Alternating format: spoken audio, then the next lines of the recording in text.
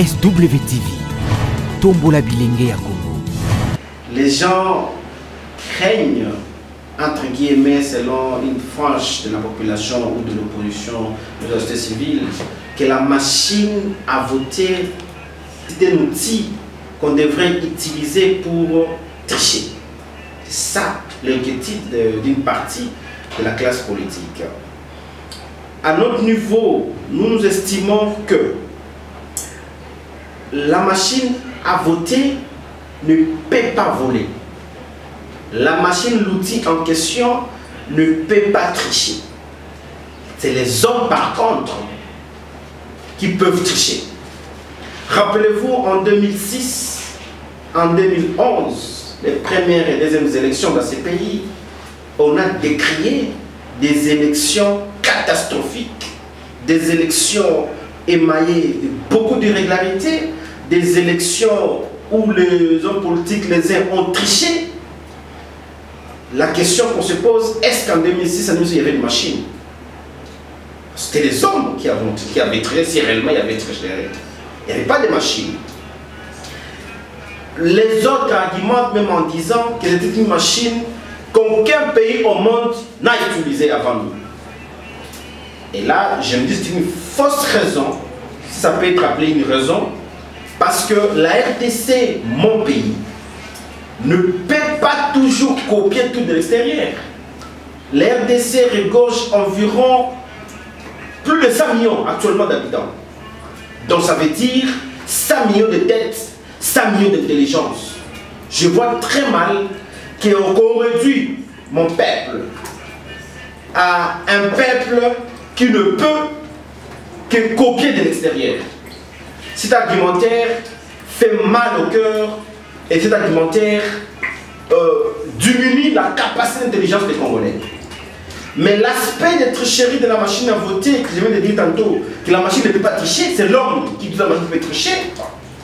La solution serait de trouver des mécanismes pour rassurer les uns et les autres. La centrale électorale, constituée de toutes les compétences de la société civile, non, la population je vais dire, la majorité, l'opposition à la société civile, tous constituent ensemble la machine électorale. La question que je me pose, est-ce que la société civile est prédominante au sein de la CENI? La réponse est non. Est-ce que la majorité prédominante? La réponse est non. Est-ce que l'opposition? Je crois que la réponse est non. Nous sommes équilibrés au sein de la société civile. Ce que nous devons faire maintenant, et ici même, c'est travailler plus dans la sensibilisation et faire comprendre à la classe politique qu'avec les papiers, comme en 2011, il y a une tricherie. Avec la machine, vous pensez qu'il y aura aussi tricherie. La bonne résolution serait de mettre en place des mécanismes de bloquer la tricherie et non pas de révoquer un outil qui de lui-même ne peut pas tricher. Je crois que c'est ça qu'il faut fouiller. Mais la bonne raison serait de chercher comment limiter la tricherie des autres qui manipulent cette machine. Je ne vais pas être ici ou répondre à vos questions en tant qu'avocat de la CENI, mais je donne les analyses du mouvement patriotique de la jeunesse congolaise depuis le début. Nous sommes parmi ceux-là qui sont partis vérifier cette machine, constater les fonctionnements de cette machine. Et nous avions constaté une chose, que cette machine a 3 fonctionnalités. La première fonctionnalité, c'est qu'elle est utilisée comme un fichier où se retrouve où on pourra regorger le candidat.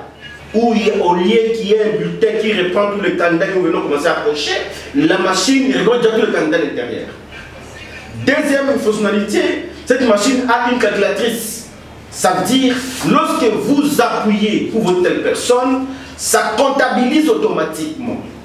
La troisième fonctionnalité, cette machine a la capacité d'imprimer. Nous avons posé la question à la CENI. La CENI nous dit, ce sont les exigences du dialogue de la SECO, où les participants ont demandé à la CENI de trouver des mécanismes pour rapidement nous amener aux élections le plus tôt possible. Et la CENI, pensant que faire imprimer le bulletin à l'extérieur du pays, ça nous coûte en temps et en argent. Parce que le pays, il faut le souligner, 1,2 milliard comme budget pour les élections uniquement dans un pays, entre guillemets, chantier. Un pays où les professeurs sont toujours en grève, enseignants et avocats, où on ne paie pas bien les gens. Vous voulez que nous dépensions chaque fois 1,2 milliard uniquement pour les autres d'un jour? Ah, c'est trop. La CENI minimise le coût en disant on imprime plus à l'extérieur, on imprime les jours même des élections. Donc au lieu d'imprimer le bulletin, nous amener le bulletin déjà imprimé, on imprime directement. Mais le point qui fâche et qui fait peur, c'est le point de la comptabilisation automatique de cette machine. C'est là où ça fait peur, il faut dire les choses clairement. Ça fait peur à qui? Aux partis qui s'opposent à la machine. L'opposition, vous voulez? Et la plupart des sociétés civiles aussi. Même qui se donnent la majorité, qui pensent qu'il y a un problème à ce niveau. De la comptabilisation de vote des électeurs. Et les gens pensent qu'on peut facilement, j'ai même suivi des petites vidéos où on montre comment on change de puce dans la machine à voter, dans les machines. Mais là, en analysant bien ces vidéos, c'est dans les pays où ils ont de votes électroniques. À ce stade maintenant, nous pensons qu'il y a plus de peur que de mal parce que la comptabilisation de la machine doit être comparée aux urnes. Ça veut dire, après impression de bulletin, nous récupérons le bulletin dans les urnes. La comparaison de la comptabilité certifie le voix réellement exprimé. Donc, il y a plus de peur que de mal. Si la comptabilité automatique de la machine fait peur à un cas ou à un autre, nous appelons tous ces deux camps à dire, écoutez, rejetez la comptabilité de la machine et prenez les urnes. Nous rentrons à l'ancienne époque où on comptabilisait les bulletins réellement votés dans les urnes. C'est un livre de 50 pages où on cherchait un candidat. Si la fonctionnalité des mémoires de candidats dans la machine ne pose pas problème, la fonctionnalité d'impression ne pose pas problème, mais les problèmes se situent au niveau de la comptabilité. Nous estimons que la comptabilité ne peut pas faire aussi peur aux politiciens. Tenons compte de bulletins réellement exprimés dans les urnes et rejetons cette comptabilité de la machine. Parce que nous estimons que cette paire risque encore une fois de rallonger les élections. Vous venez de dire qu'il y a d'autres candidats qui ont claqué la porte. Nous nous disons, mais non, apparemment la question ne reste pas seulement au niveau de la machine à voter. Il y a d'autres cartes qu'ils veulent jouer derrière cette affaire. Parce qu'aujourd'hui, imprimer au Congo pose problème. C'est cette machine qui imprime. Vous voulez que nous prenions des entreprises locales pour imprimer les bulletins? Nous pouvons le faire. Mais nous estimons que le peuple congolais a besoin d'une chose: les élections au 23 décembre. Ceux-là qui créent les chaos, ceux-là qui commencent aujourd'hui à nous dire voilà, il y a tricherie avant les matchs. C'est ça le problème. Nous, en tant que peuple, ou nous, en tant qu'acteurs des processus électoraux, rejetons cette partie de Wi-Fi. Parce que là, on dit la comptabilisation de la machine est automatique. Prenons que le bulletin dans les urnes qui prouve vraiment les voix exprimées par la population. C'est ça la solution. Parce qu'aujourd'hui, on peut élever la machine à voter. On amène un bulletin. Nous allons comptabiliser quoi? Les urnes. Donc c'est les urnes là où il y a des problèmes. On ne peut pas prendre la machine, c'est les urnes. Si vous imprimez en Chine et vous imprimez au Congo, c'est le résultat, c'est les urnes. Rejetons le résultat automatique de la machine. Qui vous fait peur qu'on peut trafiquer en termes, parce qu'il y a Wi-Fi directement au niveau de la CENI à distance, qui veut trafiquer le voix. S'il y a l'aspect changement de puce, donc qui fait peur aux uns et aux autres, qu'on peut trafiquer, ils ont la machine, c'est des fonctionnalités simplement. L'imprimante et les tableaux ou le fichier, les machines où compter tous les candidats.